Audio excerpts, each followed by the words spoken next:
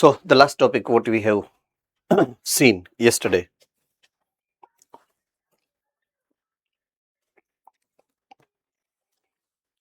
the theory of origin of life and theory of chemical evolution.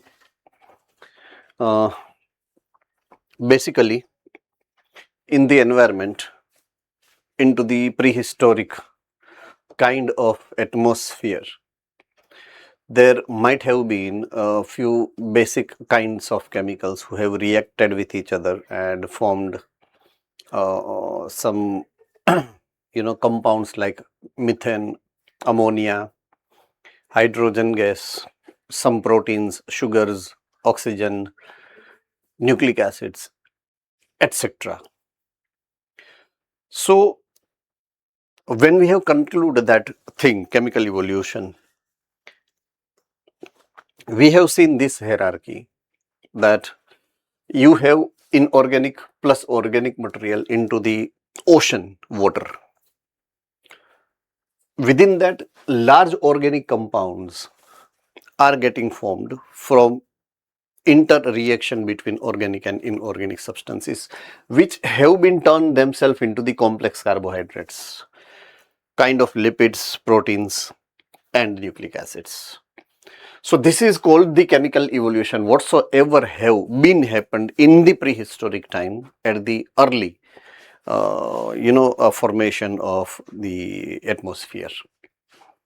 So इसका कोई experimental proof का provision नहीं था, but for that sake, for that reason, one experiment have been arranged and presented by Urey and Miller, two scientists. So Harold Urey and Stanley Miller, these are the two scientists who have designed a special instrumentation to demonstrate this experiment.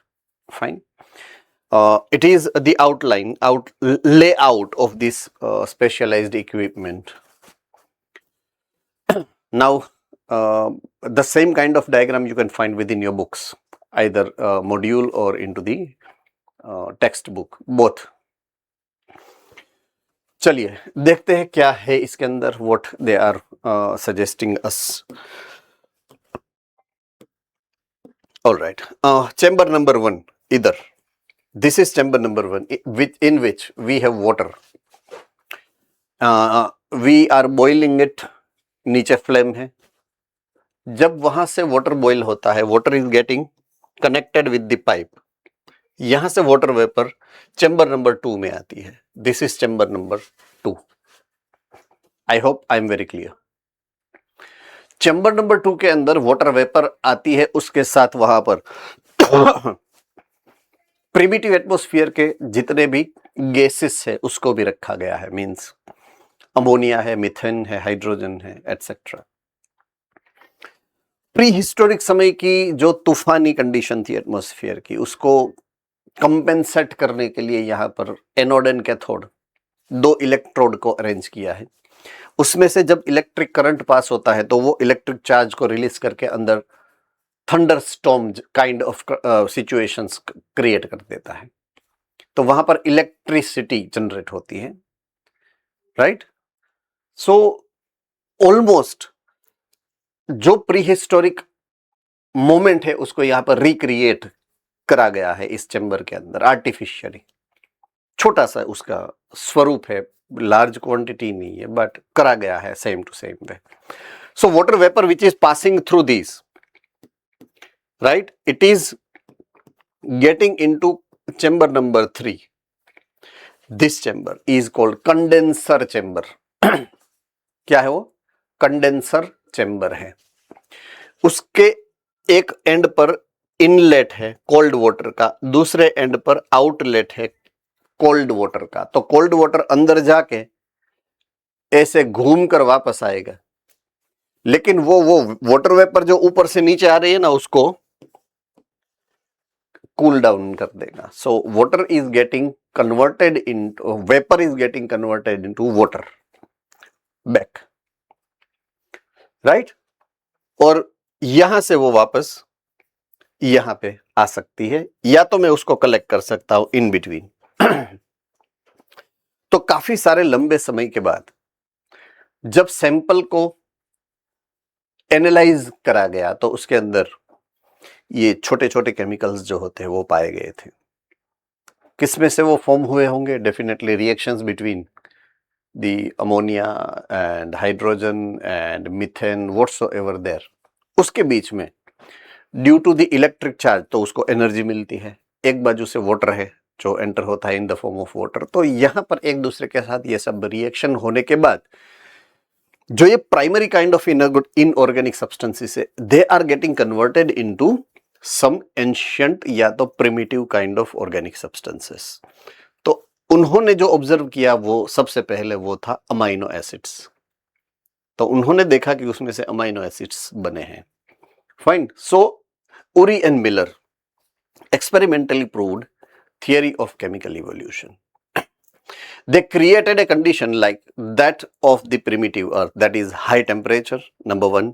Second, volcanic storm जो electrode से generate होता था, reducing atmosphere with methane, ammonia, water and hydrogen gas. तो ये सब उन्हें chamber number 2 के अंदर रिक्रिएट किया था। अब What was the outcome? Outcome क्या मिला है? यहां पर देखिए, they made electric discharge in a closed flask containing methane, ammonia, hydrogen and water vapor at very high degree of 800 degree Celsius. So as a result some amino acids are formed. तो हमारे लिए ये important है, ये amino acids are getting formed, right? तो थे वो inorganic substances, but उसमें से जो उभर कर आया, जो रिफॉर्म होके आया, वो स्ट्रक्चर था amino acids. It is kind of organic compound. अब ऐसे काफी सारे अलग अलग साइंटिस्ट ने अलग अलग एक्सपेरिमेंट किए। किसी को मिला शुगर, किसी को मिला नाइट्रोजन बेसिस, किसी को मिला पिगमेंट्स, किसी को मिले लिपिड्स, राइट? इसका मतलब क्या हुआ? केमिकल इवोल्यूशन की थियरी जो प्रेजेंट की गई है वो राइट है, करेक्ट है, होता ही ऐसा ही है। So this is what a kind of chemical evolution whatsoever might have been happening into the early prehistoric atmosphere, which would have converted into pro-life to life. अब pro-life क्या है? तो pro-life एक अलग ही मैकेनिज्म है, राइट? वो है क्या? अब उस समय की बात करते हैं जिस समय पर वाटर के अंदर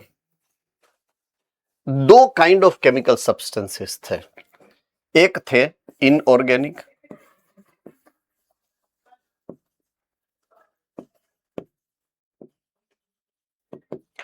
और एक थे ऑर्गेनिक। दोनों एक ही मीडियम में थे, दैट इज ओशन। तो ओशन के अंदर ही इनऑर्गेनिक है, ओशन के अंदर ही ऑर्गेनिक है। अब आपको जिसके ऊपर कंसंट्रेट होना है वो है उसके chemical nature. Inorganic are very small, whereas organic are complex. अब रिएक्टिविटी की बात करें तो these are reactive generally, they are mostly non-reactive.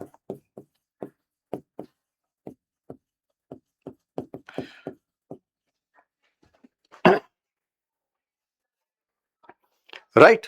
आप समझ रहे हो ना? सो फैटी एसिड्स के दो टाइप थे, अगर आपको याद है। कौन से थे? Saturated, unsaturated.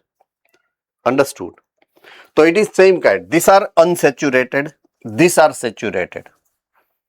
तो ये रिएक्टिव है, ये नॉन रिएक्टिव है। तो जब एक ही मीडियम में है तो डेफिनेटली एक दूसरे के क्लोज आने के चांसेस जो है वो ऑलवेज होते हैं। तो इनऑर्गेनिक ऑलवेज बोलेगा ऑर्गेनिक को, चलना यार कुछ तूफानी करते हैं। तो ऑर्गेनिक क्या बोलेगा? अरे जा ना यार, तू तेरा काम कर, मेरे को काम है, मेरे को सोने दे यार, मेरे को कुछ नहीं, बस आराम करना है। तो वो बोलेगा अरे यार चल ना यार, मजा आएगा। बोला कि भाई जाना नहीं तो मैं दूंगा वापस। सो ये उसको अच्छा नहीं लगता था। Organic compounds are always teased, you know, being teased by this organic inorganic substances. एक को रिएक्शन करना है कंटिन्यू, एक को नहीं करना है। तो ऑर्गेनिक सब्सटेंस ने क्या करा, they have you know grouped together. Escape होने के लिए, बचने के लिए क्या करेंगे, ग्रुप में रहेंगे तो बचेंगे। आई मीन उसमें से लिपिड्स बोले यार एक काम करो ना, मैं बाउंड्री बना देता हूं। तो क्या हुआ, एक छोटी सी बाउंड्री बनी, बाउंड्री वॉल बना लिपिड का, और उसके अंदर ऑर्गेनिक सब्सटेंसेस,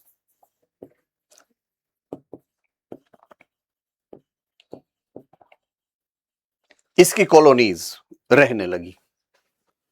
समझ रहे हो आप मेरी बात को? इसको मैं बोलूंगा को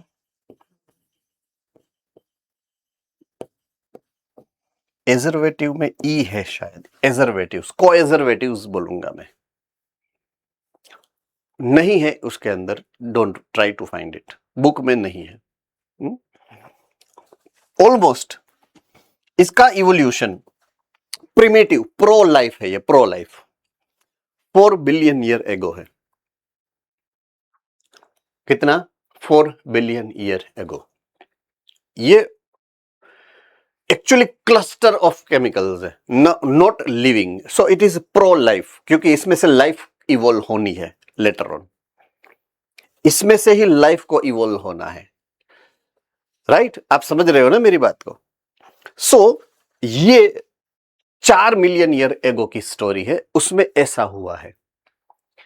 उसके बाद 3 मिलियन ईयर एगो इस स्ट्रक्चर ने नया एक स्वरूप ले लिया, कैप्सुलेटेड, जो सबसे पहला सेल बना, living cell 3 billion year ago.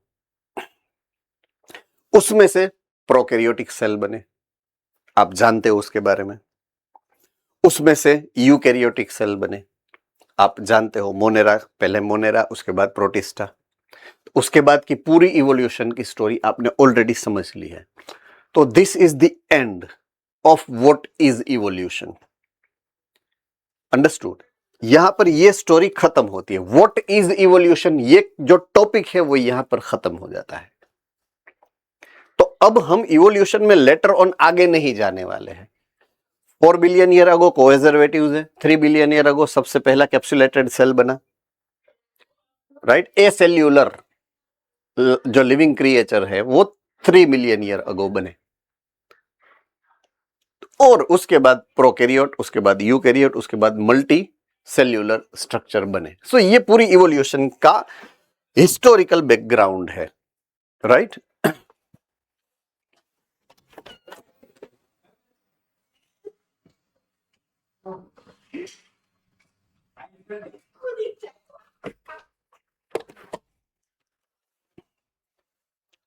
Fine.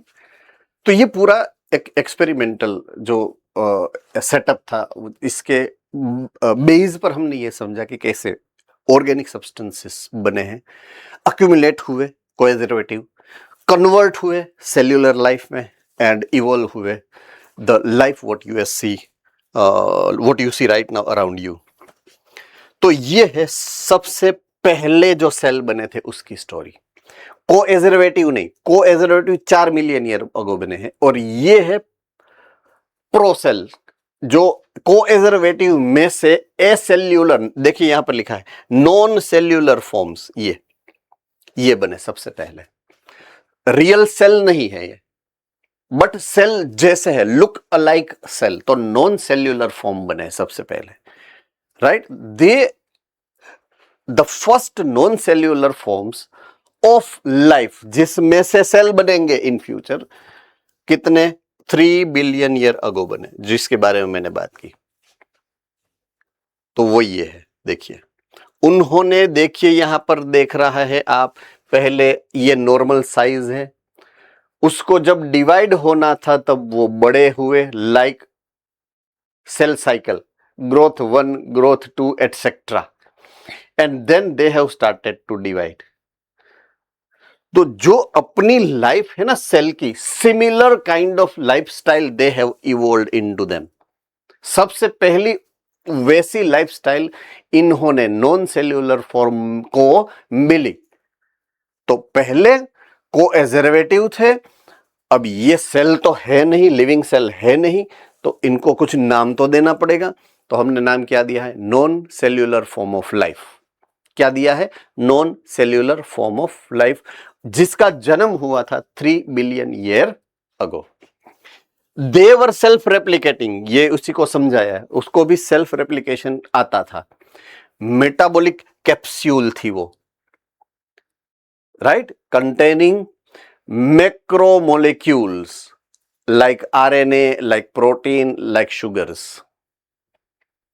Clear हो गया matter? Fine.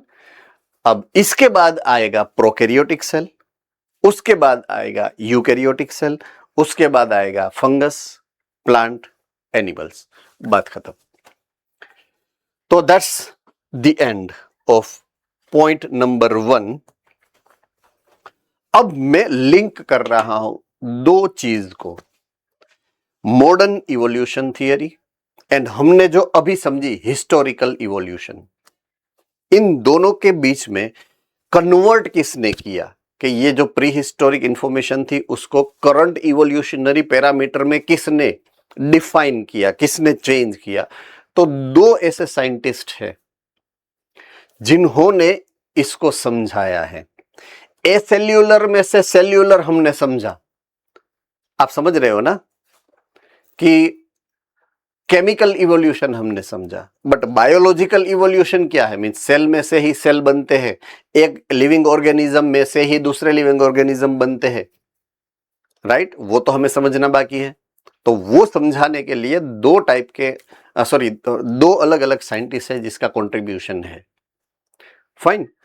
So earlier historical जो थियरी थी उसमें हम ऐसा समझाया गया था कि एक गॉड थे, भगवान थे, उन्होंने कहा जाओ तथास्तु, और पूरी जो अर्थ है उसके ऊपर सेम काइंड ऑफ जो आज की डेट पर आपको जो वेरिएशन देखने को मिल रहा है, जो डाइवर्सिटी देखने को मिल रही है, वो सीधे सीधी एस्टेब्लिश हो गई।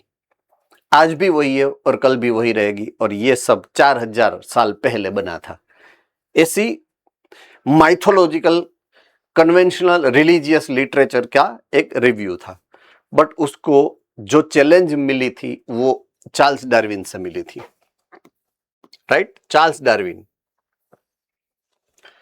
Darwin is the scientist who is the father of evolution. जैसे मेंडल है फादर ऑफ जेनेटिक्स, वैसे ये है फादर ऑफ इवोल्यूशन। फाइन। उसके जो ऑब्जर्वेशन है उसके लिए हमने जो वर्ड यूज करना है वो है द नेचुरल सिलेक्शन थियरी। क्या है? Natural selection theory. अब नेचुरल सिलेक्शन वर्ड हमने आगे भी एक समय पर डिस्कशन में लिया था, याद है या भूल गए हो? याद है। मीनिंग याद है? ओके, क्या होगा?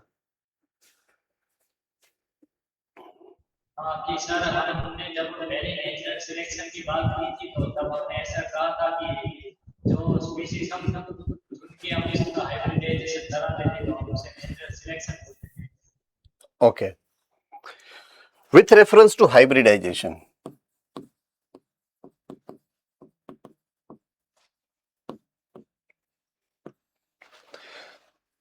there are two types of hybridization.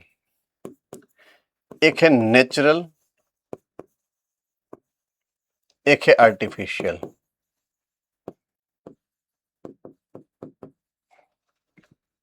दोनों में पेरेंट्स में से F1 आएगा, दोनों में।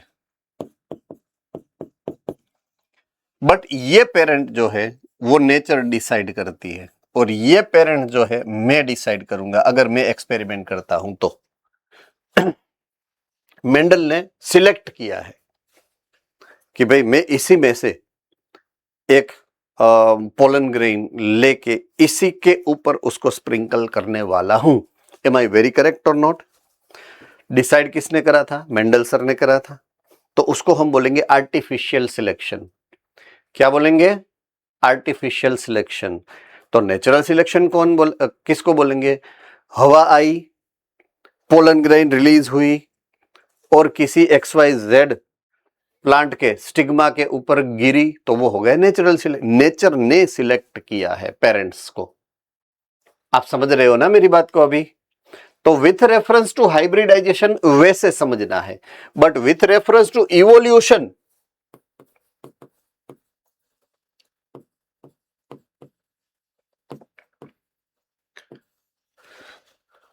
Natural selection and artificial selection कुछ और तरीके से हमें एक्सेप्ट करना है, राइट?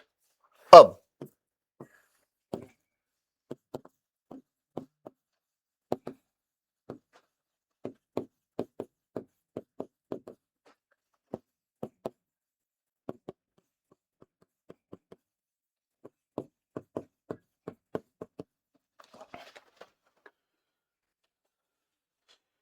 कोई भी ऑर्गेनिज्म है, कोई भी स्पीसीज है, वो उसके हैबिटेट मीन्स के इकोसिस्टम के अंदर रहती है, उसका एक नेचुरल प्लेस है टू लिव।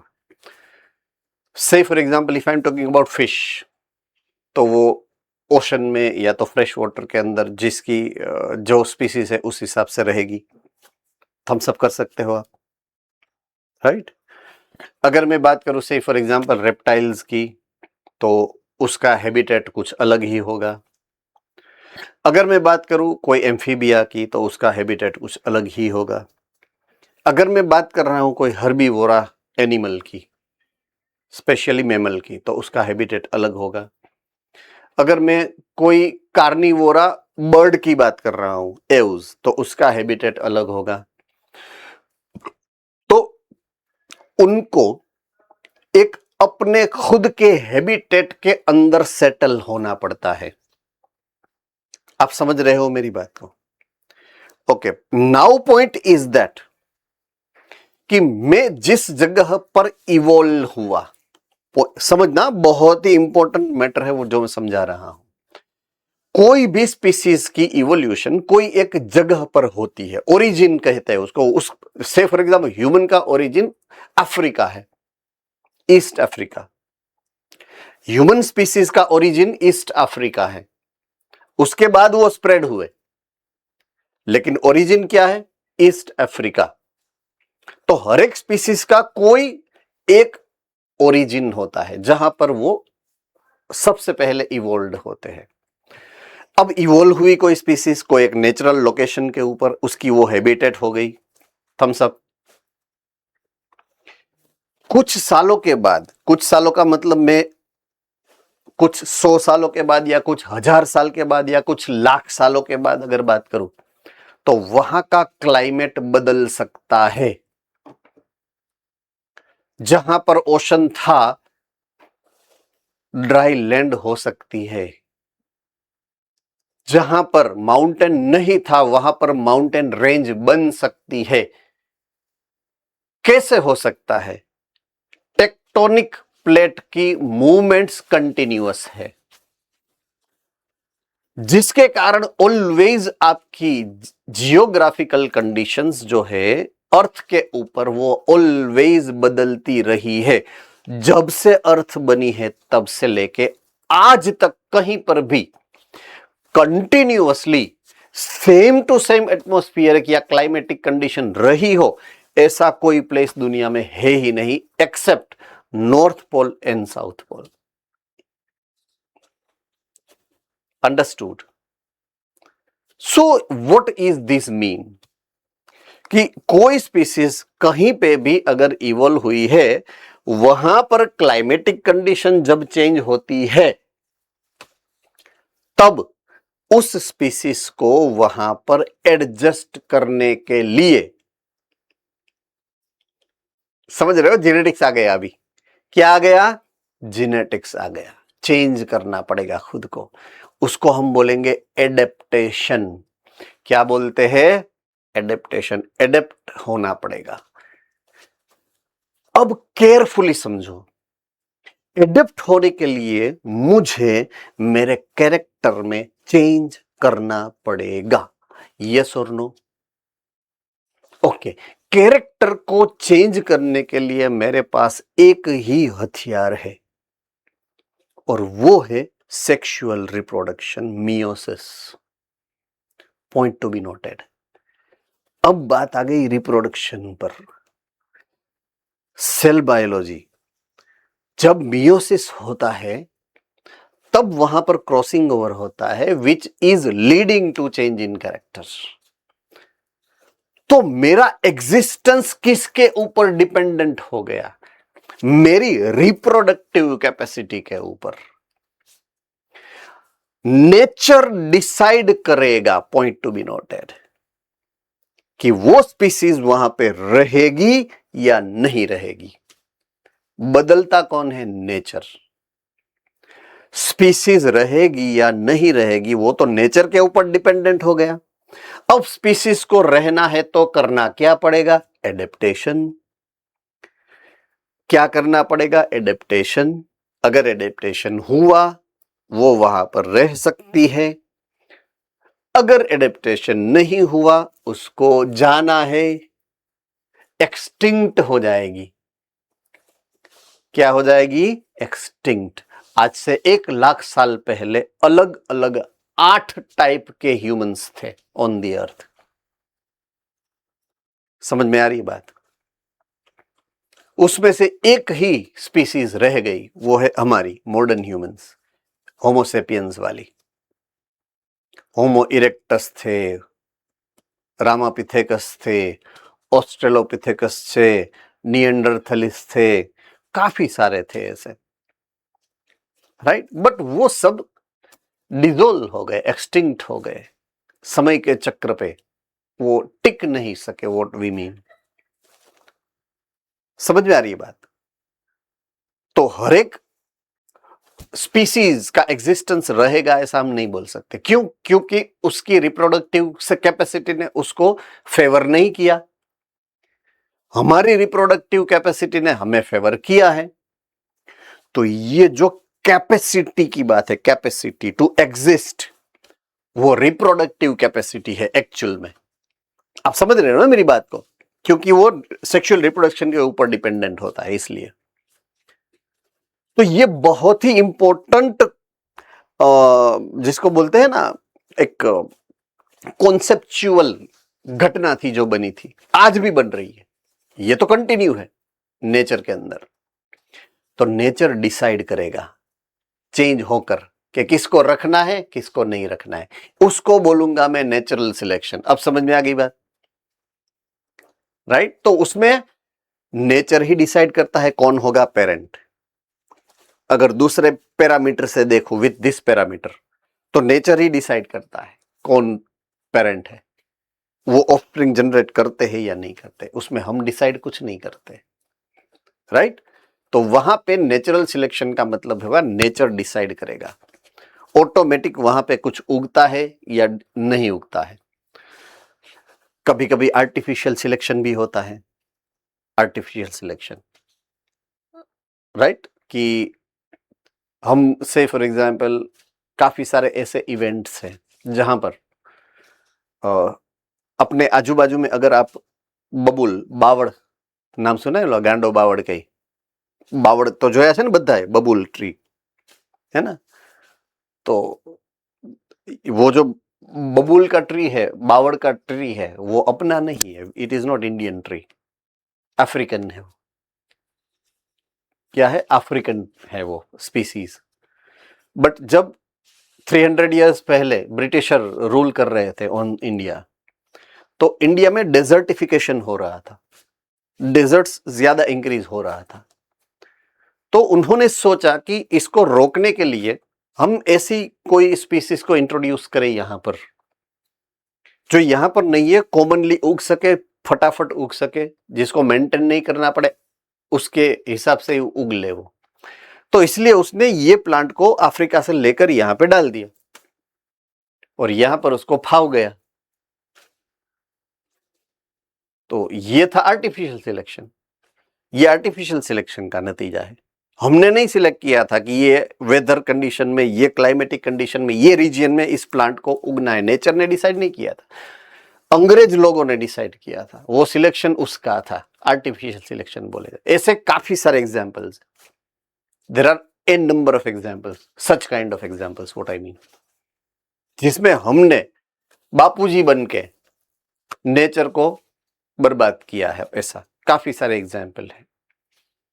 सो इवोल्यूशन में ये एक इंपॉर्टेंट थियरी है जो मैंने आपको समझाई, उसको नेचुरल सिलेक्शन थियरी बोलते हैं।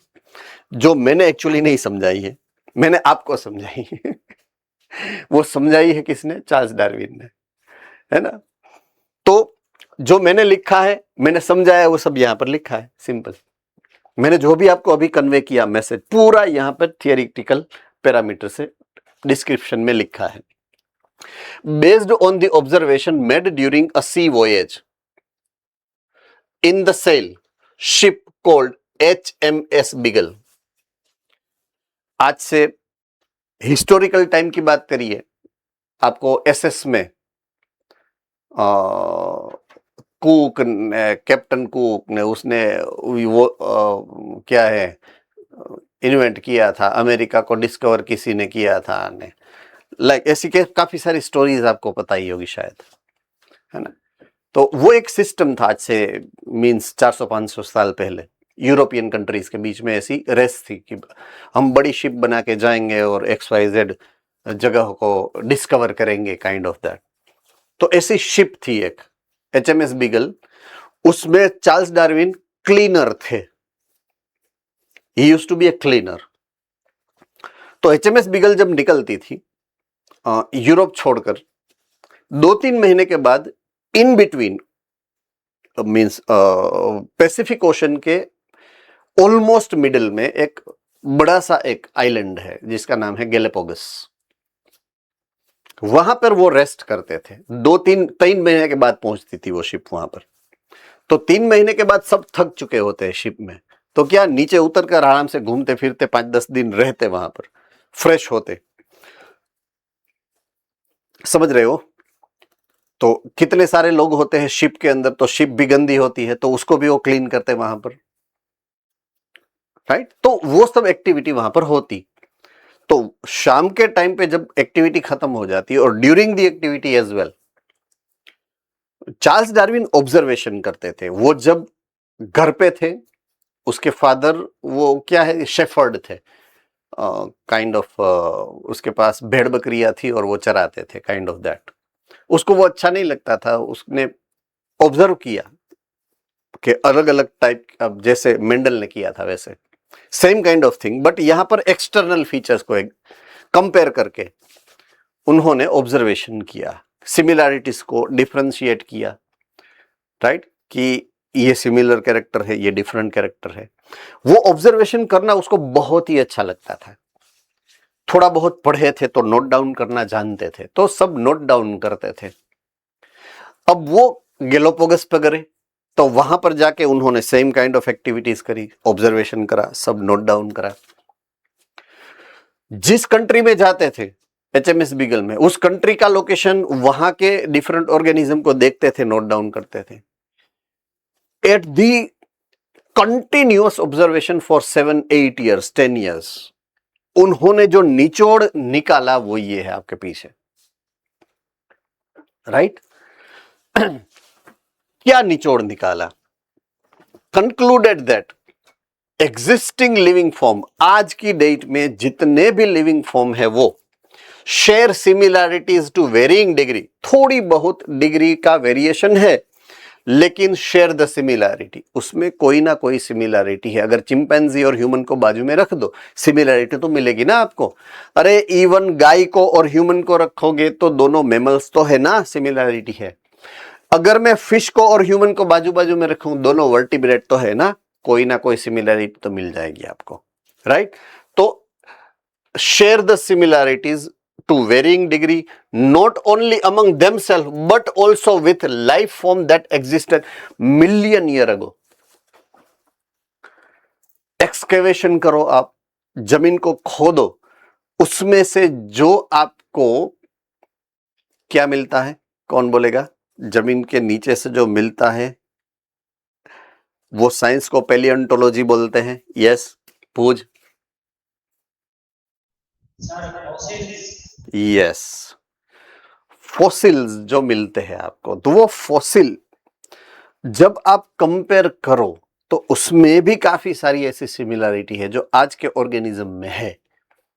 सो ऐसा नहीं कि जो लिविंग क्रिएचर है उसमें ही सिमिलरिटी है, जो एक्सटिंक्ट हो चुके हैं उसमें भी और आज के ऑर्गेनिज्म में भी सिमिलरिटी आपको देखने को कहीं ना कुछ डिग्री पे मिलती है। अंडरस्टूड? ओके, पॉइंट नंबर 2 पे आता हूं मैं। Many such life forms do not exist any more today. काफी सारे ऐसे एग्जाम्पल है जो एक्सकेवेशन से, जमीन खोदने से in the form of fossil हमें मिले हैं, आज की डेट में वो नहीं है। Say for example dinosaur, right, जो जमीन में से निकलते हैं, है नहीं, आजू बाजू में आप चेक कर लो कहीं पर भी, राइट। मिले तो दिखाना, मुझे कोई प्रॉब्लम नहीं है, मैं happy see, I will definitely look into that. So more had been extinction of different life form in the year gone by, just as new formed of the life which are arose at a different period of history of the earth। जैसे काफी सारे extinct हो चुके हैं वैसे काफी सारे नए भी बने हैं। अगर 1,00,000 साल पहले की बात करूं, humans were not there, only apes were there. तो 1,00,000 साल में ही ह्यूमंस बन गए। सिर्फ 1,00,000 साल मींस वो बहुत ही शॉर्ट लाइफ स्पान है। कंपेयर करिए अगर पूरी starting from birth of earth to till date अगर आप कंपेयर करो तो 1,00,000 साल बहुत छोटा समय का ड्यूरेशन है, right. Any population has built in variation in their characteristic feature. Sparrow, उसकी कैरेक्टर अलग है, राइट। स्नेक, उसका कैरेक्टर अलग है। डायनासोर, उसका कैरेक्टरिस्टिक फीचर अलग है। ह्यूमंस, कैरेक्टरिस्टिक फीचर अलग है। नीम ट्री अलग है, लेमन ट्री अलग है, कैरट अलग है, बैक्टीरिया अलग है, साइनोबैक्टीरिया। हर एक स्पीसीज की खुद की एक यूनिक कैरेक्टरिस्टिक फीचर का वेरिएशन होता है। Is it very clear? ये वेरिएशन वर्ड किसने दिया था? मेंडल। याद आ गया? ऑब्जर्व किसने करा था? इसने भी करा था, उसने भी करा था। तो कैरेक्टर के अंदर वेरिएशन का एक्सटर्नल जो निचोड़ है वो डार्विन ने निकाला, इंटरनल निचोड़ है वो मेंडल ने निकाला। लक बाय चांस दोनों सेम ईरा में काम कर रहे थे, एक ही टाइम पर वो दोनों ने ये रिसर्चेस किए हैं। एक ने इवोल्यूशन नाम दिया, एक ने जेनेटिक्स नाम दिया। दोनों एक नई ब्रांच बनी, बट इट इज सेम। तो हमने तीनों चैप्टर को एक ही यूनिट में रखा है, जेनेटिक एंड इवोल्यूशन को। Fine, okay. Those characteristic features which enable some to survive better in natural condition, right. किसी किसी ऑर्गेनिज्म के किसी किसी कैरेक्टर ने उसको बेस्ट कर दिया, सूटेबल कर दिया, ताकि वो उसके नेचुरल कंडीशन में, क्लाइमेट हो, फूड हो, physical factors like temperature, weather हो, कोल्ड हो, आई मीन हीट हो, उसमें रेजिस्ट हो सके, right. And that would have outbreed reproduction, that would have outbreed other that are less endowed. काफी सारे ऐसे होंगे जिसने उसको एडप्ट नहीं करा, लेस एंडोड टू सर्वाइव। कुछ ऐसे थे जिसने एडप्ट कर लिया, कुछ ऐसे थे जिसने लेस एंडोड मतलब बहुत सारा एडप्ट ज्यादा नहीं कर सके। तो नेचुरल कंडीशन में या तो आप एडप्ट कर सकते हो या तो आप नहीं कर सकते हो। अगर आपने एडप्ट किया तो नेचर ने आपको सिलेक्ट कर लिया कि आजा बेटा रह यहां पर, मुझे कोई प्रॉब्लम नहीं है। नेचुरल सिलेक्शन इसको बोलते हैं। बट उसके लिए रिप्रोडक्शन चाहिए। रिप्रोडक्शन अगर नेचुरली होता है तो नेचुरल सिलेक्शन, हम जानबूझकर करवाएंगे तो हो गया आर्टिफिशियल सिलेक्शन। दोनों ऑन दी अदर वे, दोनों एक ही है मैकेनिज्म। अगर मैं हाइब्रिड में बोलूं, अगर ये, या तो मैं बोलूं इवोल्यूशन के फॉर्मेट में, दोनों में। Another word is used called fitness. जो फिट होगा वो सर्वाइव कर पाएगा, जो फिट नहीं है वो सरवाइव नहीं कर पाएगा, एक्सटिंक्ट हो जाएगा। तो एग्जिस्टेंस डिपेंड्स ऑन फिटनेस। अब वो फिटनेस को अगर मुझे पर्टिकुलरली डिफाइन करना है विथ पर्टिकुलर कैरेक्टर, तो वो होगा डेफिनेटली उसका रिप्रोडक्शन। फिट कौन है? जो सरवाइव कर रहा है। सरवाइव करने के लिए उसको क्या चाहिए? उसको चाहिए more and more number of offspring. नजरिया क्या है? सर्वाइवल। जरिया क्या है? मीन क्या है? मीडियम क्या है? रिप्रोडक्शन। तो अगर मैं फिटनेस की बात करूं तो definitely it is referring to the reproductive fitness. जिस फिटनेस की यहां पर मैं बात कर रहा हूं वो फोकस करती है रिप्रोडक्टिव फिटनेस को। जो species more and more offspring को जनरेट करेगी रिप्रोडक्शन से, वो सरवाइव कर पाएगी। जो धीरे धीरे धीरे धीरे less number of progeny generate करेगी वो एक्सटिंक्ट हो जाएगी। आज से 30 साल 25 साल पहले की बात करूं, जब हम छोटे थे, राइट, तब हमारे आजू बाजू में जितने भी अलग अलग टाइप के ट्रीज रहते थे उसमें काफी सारे अलग अलग टाइप के बर्ड्स मिलते थे। क्रो, कागड़ो, कोयल, मैना, पोपट, काफी सारे बर्ड्स हमने देखे, उसके साथ हमने खेला है। कागड़ा तो आपने देखा भी नहीं होगा, देखा है लाइव? हार्डली, है ना? हाँ सर, इधर भुज में 2-3 प्लेस के पास बहुत सारे हैं। अच्छा, so it is very limited. मैंने कहा रेयरली, हर एक जगह पे नहीं। वो पहले हर एक जगह पे होते थे, लेकिन अब नहीं है। क्यों? एक्सटिंक्ट हो चुके हैं धीरे धीरे। रीजन क्या है पता है? Environmental change. टेम्परेचर, जब हम छोटे थे ना तो मैक्सिमम टेम्परेचर की एवरेज थी 42 डिग्री, आज 46 है। हर एक 5 साल में 1 डिग्री बढ़ता है। किसके ऊपर असर करेगा? असर किसके ऊपर होगी? Reproductive fitness. चकली मिलती है आपके आजू बाजू में? रेयरली। क्यों? Reproductive fitness. पोपट, रिप्रोडक्टिव फिटनेस। ह्यूमंस, एच, जो से for example if you observe, हर एक रोड के ऊपर आपको आईवीएफ सेंटर देखने को मिलेगा। पता है ना? आईवीएफ सेंटर के बारे में जानते होंगे, अभी तो कॉमन मैटर है पूरा। क्यों इसकी जरूरत पड़ गई? आज से 10 साल पहले आईवीएफ सेंटर थे ही नहीं। 5 साल पहले उसका जन्म हुआ और आज हर एक रोड पर एक एक है। वाई? बिकॉज जितने कपल जो आज getting married, 50% of them are not having a child without IVF. एक चीज ऑब्जर्व करने की मैटर है, यही है वो। This is the same method, same effect, same environment. जो एनवायरमेंट में प्रॉब्लम हो रहा है उसी की वजह से रिप्रोडक्टिव कैपेसिटी सबकी कम हुई है। हमारी अकेले की या उसकी अकेले की नहीं, सबकी। ह्यूमंस भी आ चुके हैं उसमें, हुई है वो, इफेक्ट है ही। हमारे पास टेक्नोलॉजी है, साइंस है, तो हम उसका यूज कर रहे हैं। अंडरस्टूड? एनिमल्स के पास या प्लांट्स के पास वो साइंस नहीं है, so they are extinct. We are maintaining our existence, they could not be able to. Clear हो रही है ना मैटर मैं जो समझाने जा रहा हूं, है ना? So reproductive fitness is one of the best phenomena. जो फिटनेस की बात कर रहे हैं वो with leads to reproductive fitness. Hence those are better fit in an environment, live more progeny। वो ज्यादा से ज्यादा प्रोजेनी बनाएंगे। क्यों? रिप्रोडक्टिव कैपेसिटी की बात है ये। And these therefore will survive, और वही सर्वाइव करेंगे, right? They are selected by nature with reference to their survival. Nature उससे पसंद करे कि नहीं, मैं इसको बोल रहा हूं जा बेटा तू जी ले अपनी जिंदगी। नेचर सिलेक्ट करे, नेचुरल सिलेक्शन इसलिए नाम दिया गया है, right? So that's the theory of natural selection which is given by Charles Darwin.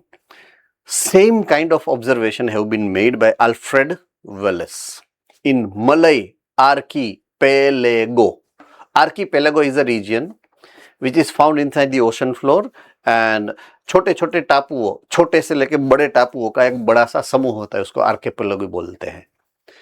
Malay archipelago का मतलब होता है मलेशिया और उसके आजू बाजू का रीजन, उसको मलय आर्किपेलागो बोलते हैं। वहां पर एनवायरमेंटल यानी कि नेचुरल साइंटिस्ट थे, वो नेचर के साइंटिस्ट, नेचुरलिस्ट बोलते हैं उसको, ecologist in short, Alfred Wallace. उसने सेम काइंड ऑफ ऑब्जर्वेशन किया है।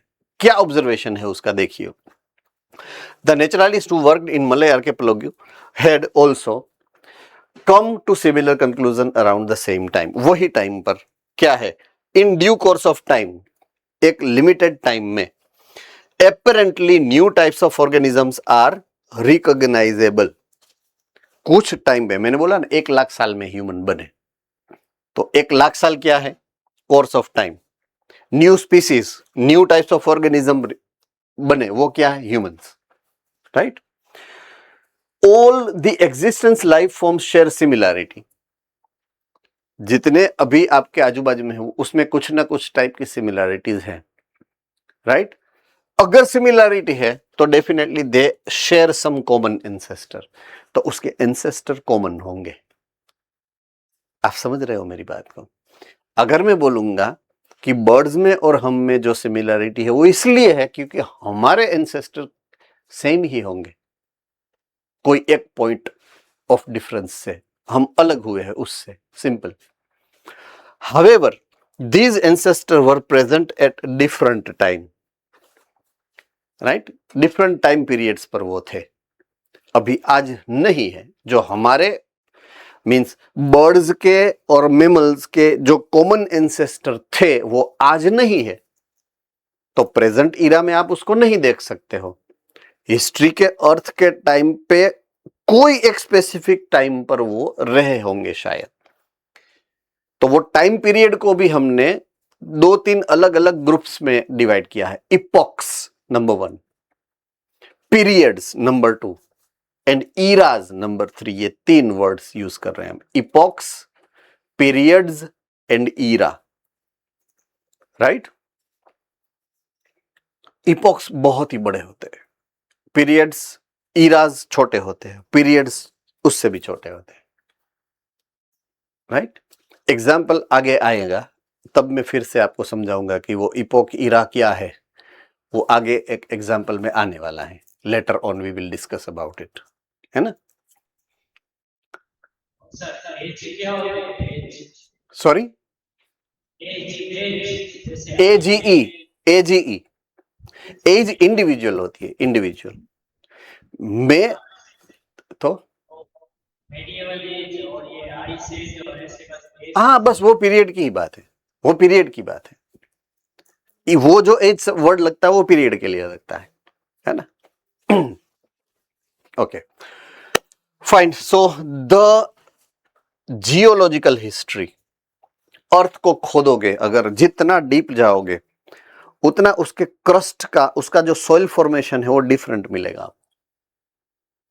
ऊपर का सॉइल डिफरेंट है, उसके नीचे का सॉइल का लेयर डिफरेंट है, उसके नीचे जाओ तो सॉइल का लेयर डिफरेंस है, उसके नीचे जाओ तो सॉइल का, ये जो है जियोलॉजिकल कंपोजिशन, वो हिस्टोरिकली एक के ऊपर एक लेयर बनता जाता है, एक के ऊपर एक लेयर बनता गया है, और आज की डेट में हमें जो मिला है वो ये लैंड है। समझ रहे हो मेरी बात को। बट जब पहला लेयर बना होगा तब भी कोई ऑर्गेनिज्म होगा, वो ऑर्गेनिज्म उसके अंदर से फॉर एग्जांपल लैंड के अंदर दब गया, उसके ऊपर अर्थक्वेक हुआ और उसके ऊपर दूसरा लेयर चढ़ गया, समझो। तब हुआ क्या पता है, ड्यू टू दैट वो अंदर घुस गया पूरा। अब उसके ऊपर लैंड कवर हो गया तो ऑक्सीजन नहीं मिला उसको, तो डिकम्पोजिशन नहीं होगा, तो अब क्या होगा, वो लिविंग ऑर्गेनिज्म कन्वर्ट हो जाएगा फॉसिल में। तो ऐसे हर एक लेयर में ऐसे काफी सारे फॉसिल्स आपको देखने को मिलेंगे। तो हर एक टाइम पे अलग अलग टाइप के ऑर्गेनिज्म थे। तो अब मैं विथ दैट रेफरेंस बोलूं तो geological history of earth closely correlate with the biological history. तो जैसे जैसे आप परत बाय परत, लेयर बाय लेयर सॉइल को डिग करोगे, एक लेयर में अलग टाइप के ऑर्गेनिज्म मिलेंगे, उसके नीचे के लेयर में अलग टाइप के ऑर्गेनिज्म मिलेंगे। तो जो हिस्ट्री सॉइल की है वही हिस्ट्री लिविंग ऑर्गेनिज्म की है। क्यों? उस टाइम पे जिस टाइप का एनवायरमेंट था उस टाइप के ऑर्गेनिज्म थे। Simple. Understood what I mean, right? So a common permissible conclusion is that earth is very old, not 1,000 years, 4,000 year old नहीं है, but millions of the years. so हमने पुरानी जो थियरीज थी उनको क्रॉस करके नई थियरीज इवोल्यूशन की दी है। अब बात करते हैं, यहां पर एंड करते हैं हम। इवोल्यूशन क्या है वो खत्म करते हैं। अब मुझे इवोल्यूशन को स्टडी करना है, तो मैं कैसे स्टडी करूंगा उस पॉइंट के ऊपर मैं आता हूं। एक नया पॉइंट ऑफ व्यू है कि मुझे अगर इवोल्यूशन को स्टडी करना है तो हाउ आई कैन स्टडी। सो उसके लिए मुझे यहां से बाहर निकलना पड़ेगा पहले तो अगर आप परमिशन दे तो मैं वो कर सकता हूं। Thank you very much. अगर आपने परमिशन नहीं दी होती तो भी मैं करता, बट ये तो आपको मजा आया इसलिए परमिशन ली, है ना। चलिए, तो अब मैं सेकंड पार्ट में आता हूं जो कि है एविडेंसेस ऑफ इवोल्यूशन। मींस मुझे अगर स्टडी करना है इवोल्यूशन को तो मुझे एविडेंस चाहिए तो ही मैं स्टडी कर सकता हूं, वरना नहीं कर सकता हूं। सिंपल।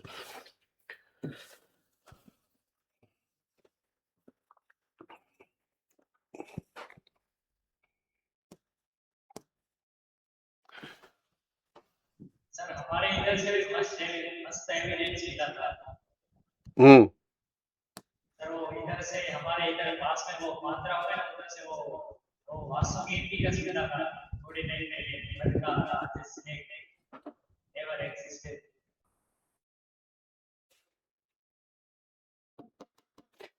एक्चुअल में Bhuj is one of the precious land. Means Bhuj means Kutch Bhuj पूरा, ये जो लैंड पीस है ना, पूरा district, it has passed through varieties of the climatic change. जितना मुझे पता है अबाउट कच्छ भुज, वो ये है कि वो बहुत ही कम समय मर्यादा जो होती है ना, उसमें बहुत ही ज्यादा चेंजेस में से पास ऑन हुआ है। पहले तो वो पूरा जंगल था, उसके बाद वो पूरा समंदर में बदल गया, उसके बाद में वो फिर से वापस ऊपर उभरा तो पूरा वो खारा है। आप समझ रहे हो ना मेरी, वो खारा इसलिए है, पूरा लैंड जो डेजर्ट है वो उसका रीजन यही है। मींस उसके जो फोसिलाइजेशन उसका जो है वेरी रिच फोसिलाइजेशन है, उसका बहुत ही प्रीशियस है। With reference to archaeological study, Kutch district is one of the jewel for them.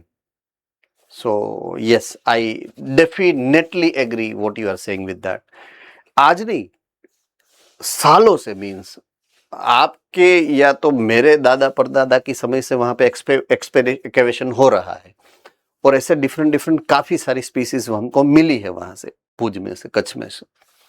Even वो जब 2001 में वो भूकंप आया था ना, तब भी उसमें से काफी सारा ऐसा निकला था जो वी वुड सरप्राइज के ओह निकला ऐसा कुछ।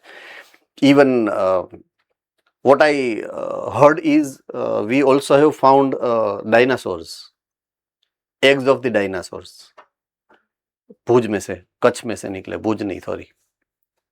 यस सर, एग्स थे, एग्स डायनासोर्स थे। यस, एग्स थे, वही मैं बोल रहा हूँ, एग्स मिले थे वो। तो इट्स गुड साइट, आर्कियोलॉजी में कच्छ इज वेरी नोन, है ना। फाइन, तो चलिए बात करते हैं एविडेंसेस की जो मुझे हेल्प करेंगे स्टडी करने के लिए इवोल्यूशन की प्रोसेस को। तो सबसे पहला अपना सबसे फेवरेट पैलियोंटोलॉजिकल फॉसिल। फॉसिल के बारे में स्टडी करके हम जान सकते हैं प्रोसेस ऑफ इवोल्यूशन, राइट। तो फॉसिल क्या होंगे? जो पहले थे, अंदर दब गए हैं, आज नहीं है, ऐसे नमूनों को हम जमीन में से खोद कर निकालेंगे एंड उसको कंपेयर करेंगे आज की डेट में जितने भी ऑर्गेनिज्म है उसके साथ। अब आज की डेट में जो ऑर्गेनिज्म है उसका कंपैरिजन कहां पे है? स्टैंडर्ड 11 के चैप्टर नंबर 1, 2, 3, 4 में है, जो आपने ऑलरेडी स्टडी कर लिया है। समझ रहे हो मेरी बात को, है ना? ओके, पॉइंट नंबर 2, मुझे किससे हेल्प मिलेगी? मुझे कंपैरिजन से, comparative study, right, morphological and anatomical. Comparative morphology, comparative anatomy, chapter number 5, 6, 7, 11th standard, already you have studied. कैसे स्टडी किया, कैसे कंपैरिजन किया है? Say for example morphology of flowering plant. Flowering plant दो type के होते हैं, मोनोकोट, डाइकोट। तो किस टाइप के लीव्स होते हैं मोनोकोट में, किस टाइप के लीव्स होते हैं डाइकोट में? कंपैरेटिव स्टडी बोलते हैं इसको। उसने इवोल्यूशन को समझाया था। मैंने एक पैटर्न समझाई थी आपको कि पहले डाइकोट थे, उसमें से मोनोकोट बने, क्यों बने, कैसे बने, वो पूरी मैकेनिज्म अगर आपको रिकॉल हो रही है, मेमोराइज हो रही है, तो मैंने आपको समझाया था कि एक टाइम ऐसा था जब डाइकोट थे, तब अर्थ के ऊपर वो हर्बोशियस एनिमल नहीं थे, हर्बीवोरा एनिमल नहीं थे, मेमल्स की स्पेशली मैं बात कर रहा हूं। एक एज ऐसी आई अर्थ की कि जब हर्बीवोरस मेमल्स बनना चालू हुए और उन्होंने प्लांट्स को खाना चालू किया। अब डाइकोट की लिमिटेड कैपेसिटी है ग्रोथ की, इसलिए उसको मजबूरी में मोनोकोट में कन्वर्ट होना पड़ा। तो ये एक एविडेंस है, इवोल्यूशन का लाइव एविडेंस है हमारे सामने ये, राइट, जो मैंने आपको पहले भी समझाया था, आज फिर से रिपीट कर रहा हूं। Same way anatomical evidence, internal structure भी आपने चैप्टर नंबर 5 में पढ़ा था कि कैसे डाइकोट में, कैसे मोनोकोट में anatomically arrangement of cell different होते हैं। I hope I am very clear with this, right. तो ये दोनों भी हमारे लिए इंपॉर्टेंट है with reference to study the evolution process. Third, biogeographical evidences. Biogeography का मतलब क्या होता है पता है? जैसा जियोग्राफी, जैसा लैंड फॉर्मेशन, जैसा क्लाइमेट, वैसे ऑर्गेनिज्म वहां पे होते हैं, राइट। तो उसको स्टडी करना, जियोग्राफी के हिसाब से उसके ऑर्गेनिज्म का डिस्ट्रीब्यूशन स्टडी करना। से फॉर एग्जांपल अगर आप बात करो डेजर्ट की, तो वहां पे किस टाइप के एनिमल्स, किस टाइप के प्लांट्स होते हैं वो आपको ऑलरेडी पता है ना। अगर ट्रॉपिकल रेन फॉरेस्ट है तो वहां पे कितने सारी वेराइटीज में प्लांट हो सकते हैं, कितनी सारी वेराइटीज में एनिमल हो सकते हैं। टुंड्रा में जाओ, अगेन सेम वे, जैसे वो हॉट डेजर्ट में थे वैसे ही ड्राई डेजर्ट में या तो कोल्ड डेजर्ट में लिमिटेड नंबर ऑफ स्पीसीज। तो ये हो गया बायो जियोग्राफिकल एविडेंस हो गया। क्या हो गया? Bio geographical evidence. उसको समझाने के लिए एक थियरी है जिसको बोलते हैं एडेप्टिव रेडिएशन। हम देखेंगे आगे जब हम बात करेंगे इसके बारे में, तब एडेप्टिव रेडिएशन के बारे में, राइट। Fourth, biochemical evidence. हमको केमिकल, बायोकेमिकल, लाइफ को मेंटेन करने वाले केमिकल्स, मेनली 3 जो हमने जेनेटिक्स में बात की थी, वो DNA, RNA, protein, genomics, genome, transcriptome, proteome. किसको याद है? बस वही बायोकेमिकल एविडेंस बोलते हैं उसी को, राइट। आपने जब जेनेटिक मैपिंग के बारे में बात करी थी तो सिग्निफिकेंस ऑफ जेनेटिक मैप क्या था? It will help us to understand the evolution.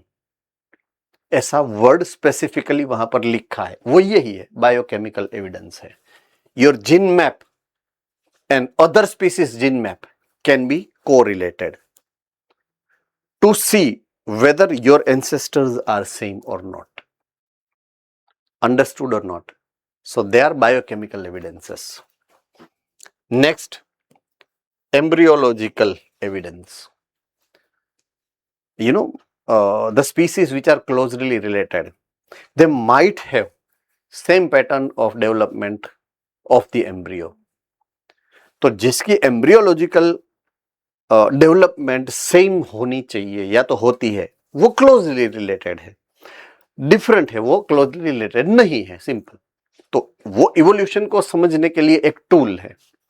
And last, evidences for evolution by natural selection. ये है अपनी last most accepted theory, right, जो चार्ल्स डार्विन ने समझाई है. हालांकि ये एडेप्टिव रेडिएशन का मसाला भी चार्ल्स डार्विन का ही है, और ये भी थियरी जो हमने अभी जिसकी बात की थी, नेचुरल सिलेक्शन की बात.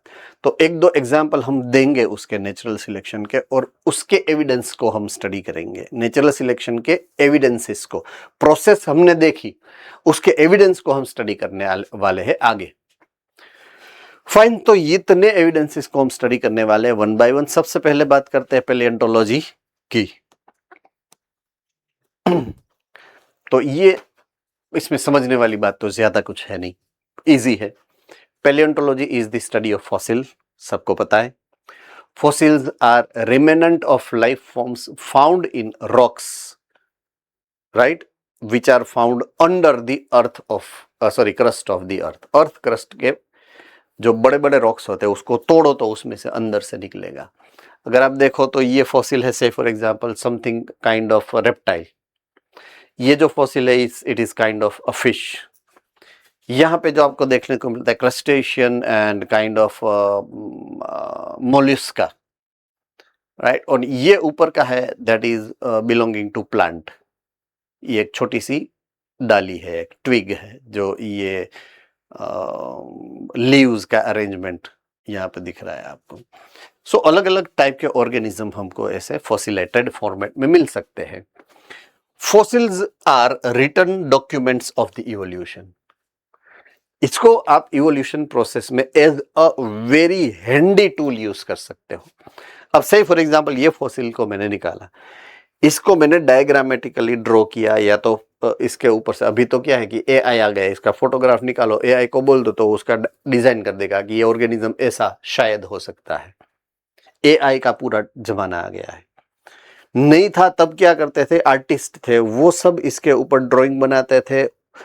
फिर क्या बोलते हैं उसको, साइंटिस्ट थे, ऑब्जर्वर थे, वो उसको बोलते थे कि हाँ ऐसा है तो ऐसा करो, इस करके ऐसी इमेजिनेटिव बनाते थे स्ट्रक्चर, और उसको कंपेयर करते थे मॉडर्न जो अभी प्रेजेंट इरा के जो ऑर्गेनिज्म है उसके साथ. तो ये एविडेंसेस हम ऐसे यूज कर सकते हैं. Next point of the fossil studies, to study phylogeny. phylogeny word आगे आ चुका है. कहां पे आया था? क्लासिफिकेशन में, राइट.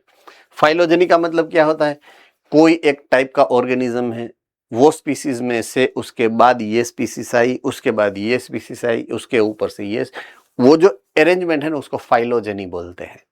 एक फाइलम, दूसरा फाइलम, तीसरा फाइलम, चौथा phylum, phylogeny, genesis of phylum.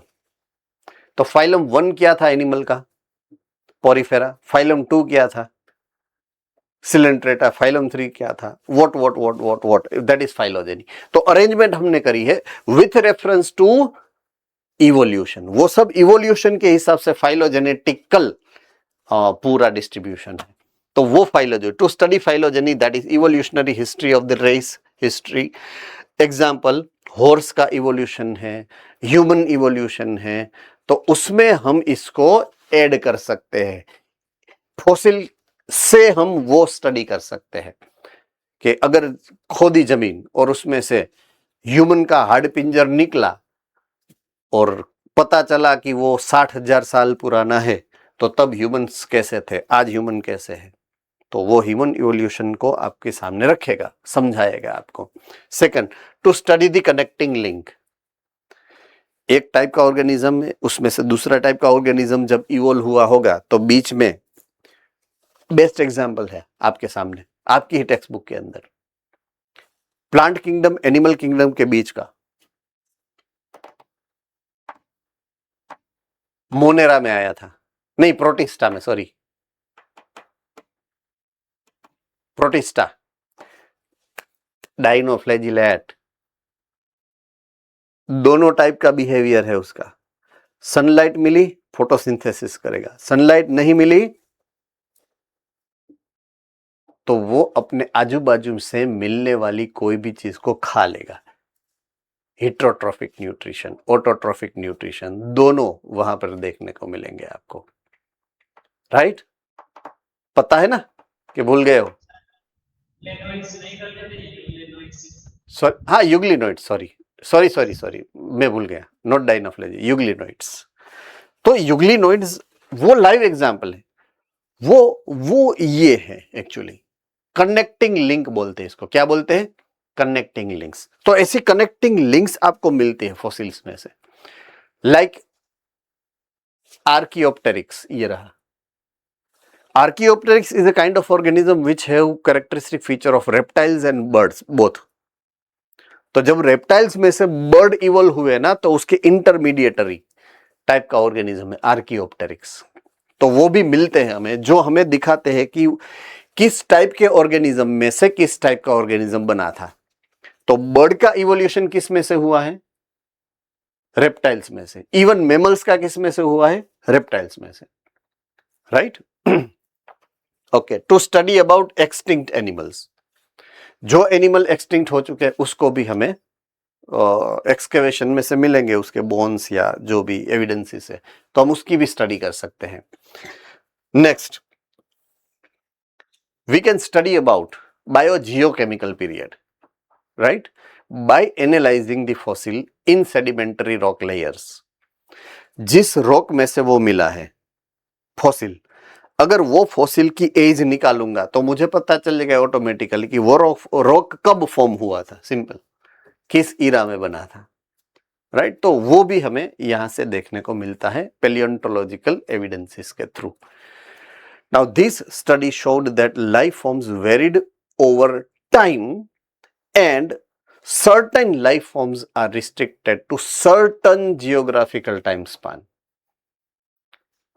6.5 crore साल पहले डायनासोर्स थे, आज नहीं है। तो डायनासोर कब थे? उसका आंसर वो है 6.5 करोड़ साल पहले, उस टाइम पे वो थे। उसके बाद कुछ साल पहले के बाद कुछ और आया होगा, उसके कुछ लाख साल पहले कुछ और आया होगा, उसके कुछ करोड़ साल पहले कुछ और आया होगा। तो एवरी टाइम पीरियड के फ्रेम में स्पेशलाइज्ड काइंड ऑफ ऑर्गेनिज्म इस अर्थ के ऊपर आपको देखने को मिले हैं। फाइन।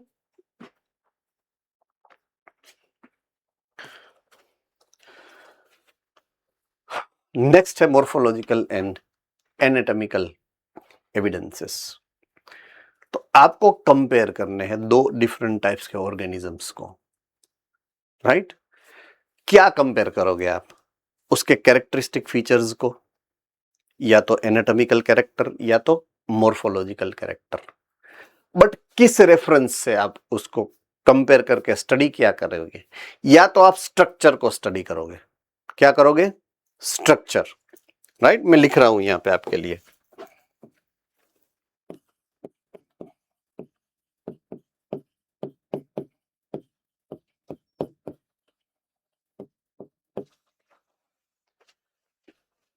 तो अगर सिमिलर स्ट्रक्चर है तो उसको मैं बोलूंगा homologous organ,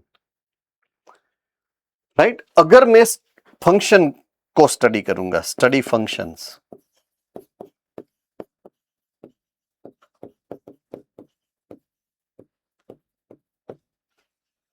with respect to function अगर मैं स्टडी करूंगा तो होगा वो analogous organs. Ready? Types of evolution बोलेंगे homology, types of evolution is analogy. ये स्टडी और ये इवोल्यूशन, ये स्टडी और ये इवोल्यूशन है। तो होमोलॉगी इवोल्यूशन में कब होती है? जब होमोलोगस ऑर्गन डेवलप होते हैं। एनालॉगी कब होती है इवोल्यूशन में? जब एनालॉगस ऑर्गन क्रिएट होते हैं। अब इसमें डीपली हम जाएंगे कल, नहीं आज नहीं जा सकते क्योंकि इतना टाइम नहीं बचा है मेरे पास, 3 ऑलरेडी बच चुके हैं जो आपका टाइम है। सो यहां पर आपको देखना है comparative anatomy and morphology which shows some common structural features और फंक्शनल फीचर्स। स्ट्रक्चरल फीचर्स के बारे में अगर मैं बात करूं तो होमोलॉगी, एंड अगर फंक्शनल फीचर के बारे में कंपेयर करूं तो वो होगा एनालॉगी। फाइन। सो डिटेल के बारे में अगर हमको बात करनी है तो हम कल डिटेल में उसको एक्सप्लेन करेंगे। आज के लिए इतना काफी है, अगर आपको कोई डाउट है तो आप पूछ सकते हो। Fine, alright, so I will see you tomorrow, take care.